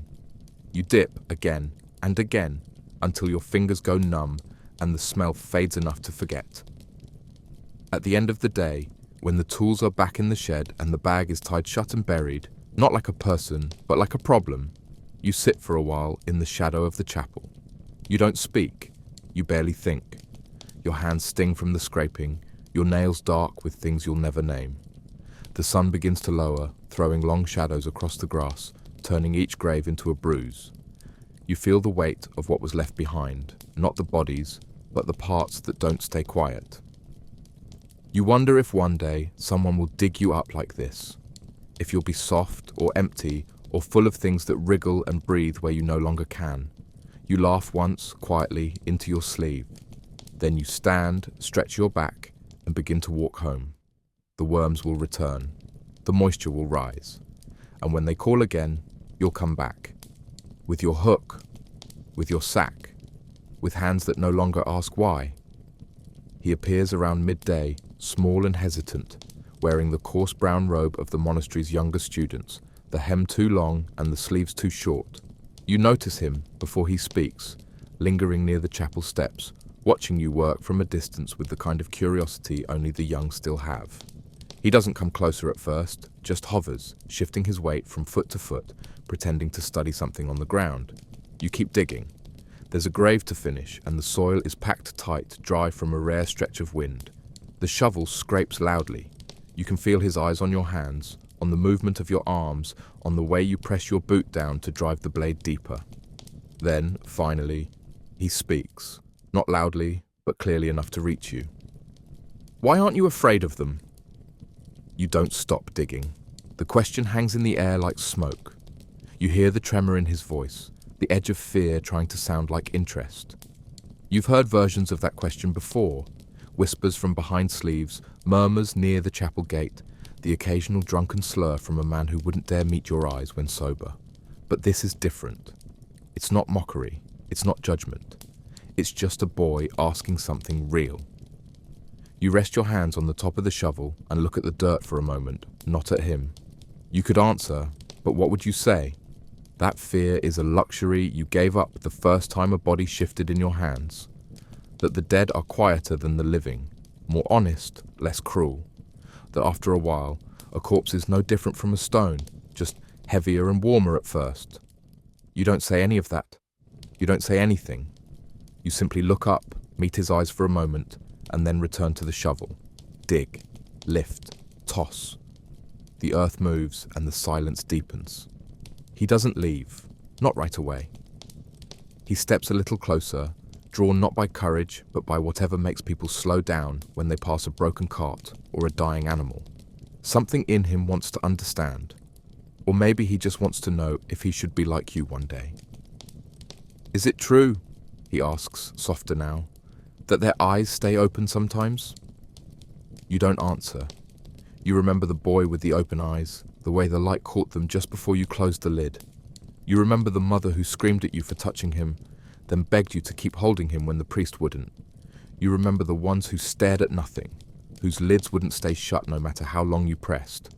The dead are full of surprises, but their eyes, those stay with you. The boy waits a while longer, then he turns, not hurried, not ashamed, just quiet.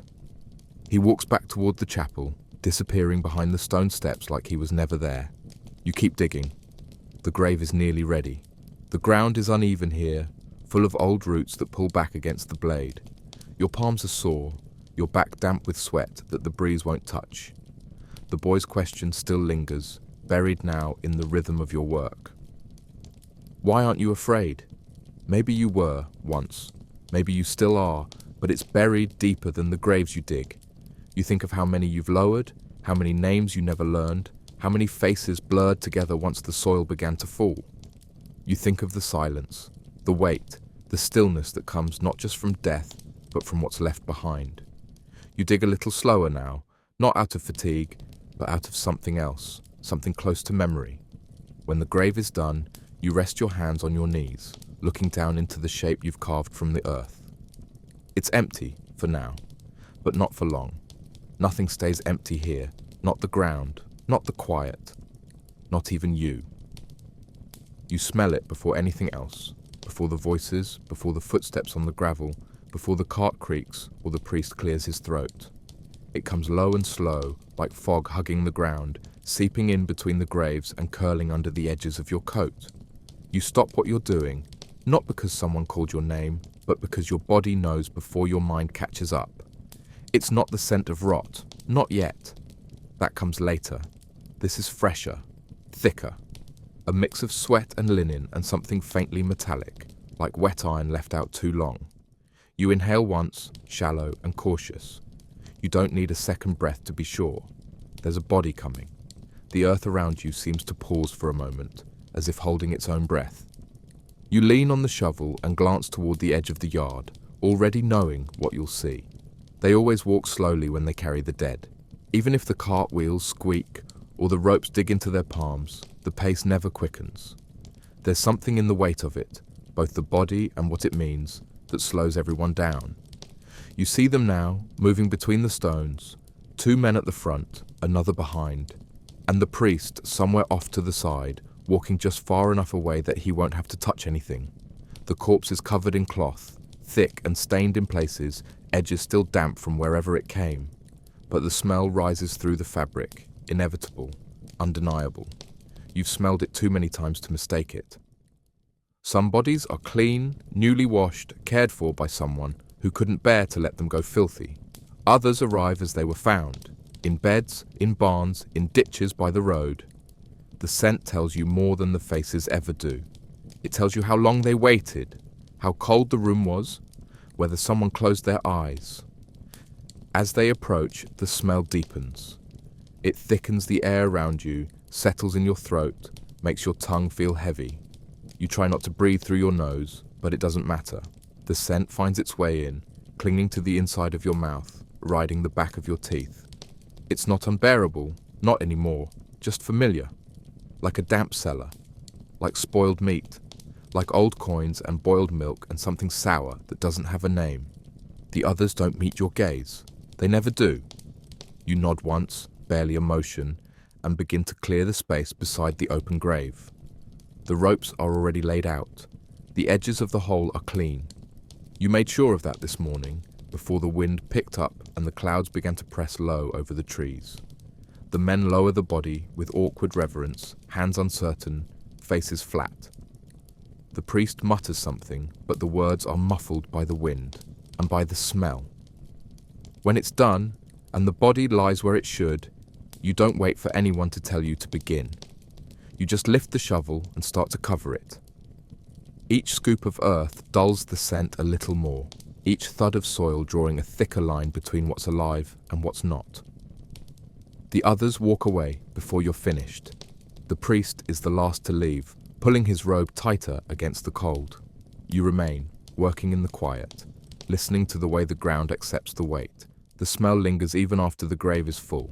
It clings to your coat, to your skin, to the air just behind your ears. You won't notice it again until night, when you sit alone and the wind shifts and your hands, resting in your lap, carry it back to you. Then, maybe, you'll remember the body, not the face, but the scent. Because that's always what arrives first, not the death, the smell of it, and it always stays longer than you expect. The light has turned the color of metal, dull, cold, with no warmth left in it. Shadows stretch long between the stones, soft-edged and slow-moving, and every step you take sinks deeper than it did an hour ago. The final grave waits at the far end, a narrow patch of earth marked earlier with a crooked stick and a smear of chalk that's already begun to fade. You drag your feet a little now, not from reluctance, but because your legs no longer respond the way they should. Your arms tremble when you lift the shovel. Your palms sting where the wood has rubbed them raw through the course of the day. And your back. Your back is a dull, solid ache that tightens with each breath, each bend, each motion. But you kneel anyway. You push the blade into the earth, slow and crooked, and begin. Again. The last hole. The final pit of the day. This one feels deeper before you've even started. Not because of the soil or the slope or the stones, but because your body has started to slow. Everything inside you is softening, growing heavier, as if your bones have soaked up every hour that passed since morning. You lift the first load of dirt and it slips from the shovel too soon, falling to your feet instead of the side. You curse without volume, press your foot harder onto the blade and try again. The ground pushes back. It always does, but now you feel it more. Each clump heavier, each root harder, each strike of the tool a small rebellion inside your joints. Your hands have lost precision, you miss edges, you fumble the grip. When you stop to breathe, your breath whistles out sharp and wet, and you feel the sweat cooling in the fabric under your arms. Your face is smeared with grime, and your eyelids burn when you blink. You don't know how long it takes. Time unthreads itself in these last moments, stretching into a blur of motion and noise. The scrape of the metal, the weight of soil on soil, the breath that rattles in your throat and doesn't seem to refill you. You forget why this grave was needed, who it's for, what was said, what was planned. That knowledge belongs to the morning version of you, the one with more grip in the fingers and less pain along the spine, the one who could stand upright without gasping. You're not that version now. Now you're a shape hunched over a pit, arms jerking in rhythm, body moving not with energy, but with obligation. It's almost meditative in its own way. The numbness, the repetition, the quiet erosion of thought. When your muscles scream, you ignore them. When your hands drop the tool, you pick it back up. When your feet slide in the mud, you plant them again. This is the only thing left to do. So, you do it. Eventually, the pit is ready. Not perfect, not clean, but ready. You sit at the edge for a moment, the shovel resting across your knees, your arms hanging limp at your sides. The pain has settled into your hips now, into the base of your skull, into the corners of your body you usually forget to notice. Your fingers twitch with leftover strain, curling in slow spasms. Your knees pulse with each heartbeat. You don't stand right away. There's no reason to. The grave won't move. The dead aren't waiting. You breathe in through your mouth, out through your nose, and stare at the dark shape below. One more space in the ground, one more place for silence. When you finally rise, your joints crackle like old wood. You lean on the shovel and begin to gather what's left around you. The wind brushes your neck. The light slips further down. You don't speak. You don't think. You just move. Because that's what the work asks of you. One grave at a time, until your body gives out, or the earth runs out of room. The light fades slowly, not like a curtain dropping, but like smoke thinning. Uneven, hesitant, already half gone before you notice it slipping. Everything turns grey. The stones, the grass, the sky. Even your hands wrapped around the shovel seem washed of colour. The drizzle begins so faintly you don't trust it at first, just a coolness on the edge of your cheek, a softness in the air that wasn't there a moment ago. Then a second drop, then more. The earth darkens in patches around your boots. You pause, just for a breath, watching how the soil drinks the rain without complaint. There's still work left, tools to return, corners to smooth, across to place where you forgot earlier. But your body has started to resist in ways you can't argue with anymore. Your arms don't lift the way they should. Your knees buckle when you turn too fast. Your breath is shallow, dry in the throat, damp at the edges. You keep going, but slower now. Not because you choose to, but because you can't do otherwise. There's no one here to see you stop. No eyes from the chapel window, no distant figures on the path. Just the rain, light and aimless, and the wide open hush of a place that's learned not to expect anything from anyone. You lean on the shovel, its edge sunk into the softening ground, and let your shoulders sag under the weight you've been carrying since before dawn. It's not just the graves, though they're part of it. It's the hours, the cold, the faces, the smells, the endless repetition of digging and filling and digging again. You could keep going. You've done it before. You've worked through darker light, wetter air, worse pain. But tonight it's different. Tonight, your body doesn't ask for rest. It simply starts to collapse inward, like a tent with one too many broken poles. You finish the motion you're in the middle of, planting the last cross, scraping the dirt from the toe of your boot, and then stop. Not because the day is over, not because the clock said so, because you've reached the end of yourself. The drizzle seeps into the collar of your coat and slides down the back of your neck. You don't bother pulling the fabric tighter. It won't help. Everything is wet now. Your hair, your sleeves, the strip of cloth wrapped around your wrist to protect a cut from yesterday's shovel handle. You wipe your hands on your thighs out of habit, smearing soil into mud, then let them fall at your sides. The wind picks up slightly, pushing the mist across the yard in long curling tendrils that skim low to the ground. The graves look different in this light. Less like resting places, more like mouths half buried. You turn away from them without meaning to, eyes falling instead on the line of trees beyond the wall, their shapes barely visible in the thickening gloom. You want to sit, just for a moment. You want to lie down on the dry side of a stone and feel the earth hold your weight instead of the other way around. But you don't. You know that once you do, the night will swallow you whole. So, you walk.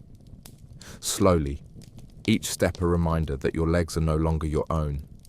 You carry the tools back to the shed, dragging the rake behind you because lifting it is too much. The cart you left leaning against the chapel wall is half tipped, one wheel sunk into the softening mud. You right it without care, toss the spade inside, and leave it there. The lock on the shed sticks, and you don't fix it. You don't light a candle. You don't check the door twice. You just close it, shoulder pressed hard against the frame, and walk away. The rain follows you, light but constant, brushing your face like breath, like hands. By the time you reach the edge of the yard, the light is nearly gone. There's a lantern somewhere near the chapel door, but you don't take it. You know the path. You've walked it blind before, and now, as the dusk folds fully around you and the drizzle soaks into every seam, you walk it again. Not with purpose, not with thought, but because it's the only thing left you can still do. The path to the stream is uneven, pocked with hoofprints and the memory of wheels. You know every rise and dip by now, each stone that rolls underfoot and each patch of grass that holds a little too much water after rain. Your boots are heavy, caked with earth from the last grave, and your fingers don't quite want to close around the shovel shaft anymore. Still, you carry it. Still, you walk. The stream waits ahead, thin, slow, and shallow, cutting through the edge of the churchyard like an afterthought. It's never clean, not really, but it's all you have. You kneel by the bank, pressing your knees into the soaked soil, and lower the blade of the shovel into the water. The current is sluggish, but the sound it makes is soft, almost kind, like wind in long grass or the hush of robes on stone. You scrub slowly, one hand bracing the tool, the other dragging clumps of dirt from the metal with the edge of a broken stick. Bits of root and fat black grit drift downstream, out of sight. The water stings. Not in the way of fire or salt, but with that deep, bone-heavy cold that spreads quickly once it finds a way in. It seeps through the cracks in your skin, the cuts you forgot to clean, the nail torn half off 2 days ago when you slipped on a slope and caught yourself against a gravestone. You feel it all again now. Every injury, every sore, every place on your body that's more bruised than flesh. You dip the shovel again, slower this time, watching the mud curl off like smoke. There's a silence here that doesn't feel like the silence of the graves. It's different. Not emptiness, but waiting. You glance up, just once, and see your reflection in the ripple, a pale, sagging face with too much shadow and too little expression. You look away just as quickly. The stream doesn't judge, but it remembers. The stones under the surface are smooth and round, worn down over years. You wonder how many more years it would take for your hands to become like that, blunt at the edges, polished by repetition. Sometimes you wash your hands. Not always. There are days when the dirt clings too tightly, when your skin feels more like the soil you dig than something separate from it. But tonight, for reasons you don't name, you dip your fingers into the stream. The cold jolts up your arms and you hiss through your teeth without meaning to. Your hands look older than they are, cracked, darkened in the creases, fingernails black at the edges, not from rot, but from work. You rub them together, thumb scraping against palm, and watch the water darken briefly before clearing again. There's no soap, no cloth, only skin and water and whatever will come off with effort, blood sometimes worse. You don't think about it. You don't think about much. The stream is just another step, another task, like digging, like filling, like pretending not to hear the things people say or don't say when they pass you on their way to bury someone. You sit back on your heels for a moment when you're done, the shovel laid beside you, clean enough. Your hands drip slowly onto your knees, and you let them. The evening air presses close, damp and heavy, and the sky above is the colour of iron. Not yet dark, but close. You don't want to go back to the churchyard. Not yet. Not for a minute. Here, by the stream, there's no smell of decay, no eyes watching, no markers of where one person ends and another waits to begin. Just water, earth, and cold. You reach down, splash your face, and let the chill cut through the grime, the fatigue, the dullness behind your eyes. It doesn't help much, but it's something. A signal to your body that the day is ending, even if the work hasn't. You stand slowly, shovel in hand again, boots slick with moss, and you start back. Not because you want to, not because it's finished, because it's time. Because the tools are clean. Because there's always something left to carry. The hut is dim, lit only by a soft orange glow slipping through the cracks in the hearth. It flickers without rhythm, casting breathing shadows across the warped wood. The air is thick, dry, and smells faintly of ash and old fat. In your hand, the wooden spoon trembles slightly as it scrapes against the bottom of the bowl. The sound is dull but sharp somehow, like someone dropping a stone into a still pond. Inside the bowl is something between soup and memory, bitter broth from boiled roots, a shred of dried cabbage, maybe a grain or two if you're lucky. You're not eating for flavour. You're chewing because your body insists that your mouth stay busy. The warmth of the bowl seeps into your fingers, but it doesn't chase out the cold seated deeper in your bones. You hear every groan of the wooden planks, every murmur of the wind outside, but none of it compares to the noise inside your own head. Your thoughts thud and echo like a mallet on wet stone. They're not fully formed, they're just loud. Fragments of the day press in without order. The boy who asked why you're not afraid of the dead, the woman who cried over a child-sized hole, the priest who gestured without looking you in the eye. You didn't count how many graves you dug today. 6? 7? It doesn't matter. The shape of your day is not in numbers, but in weight.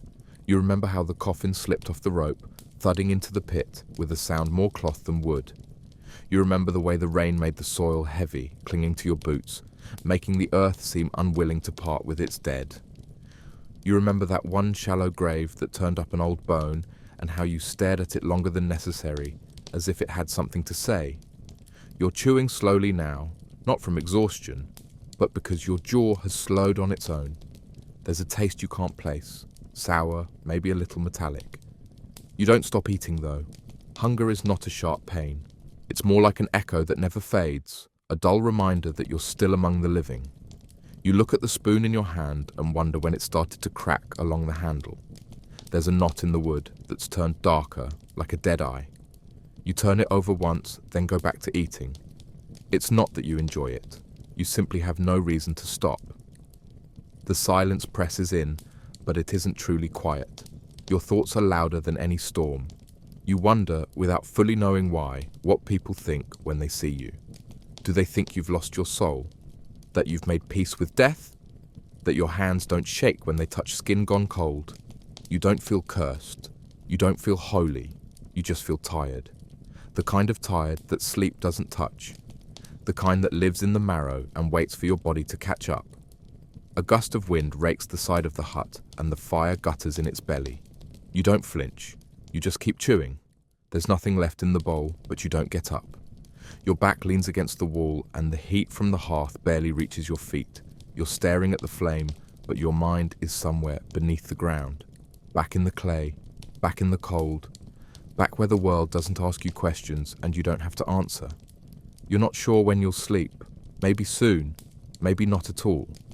But the quiet won't stop. And tomorrow, it will all begin again. The straw is rough beneath your back, but you don't shift to make it softer. You've already scraped your boots clean by the door, tossed your shirt in the corner, and let the fire die without feeding it. There's nothing left in you that asks for comfort.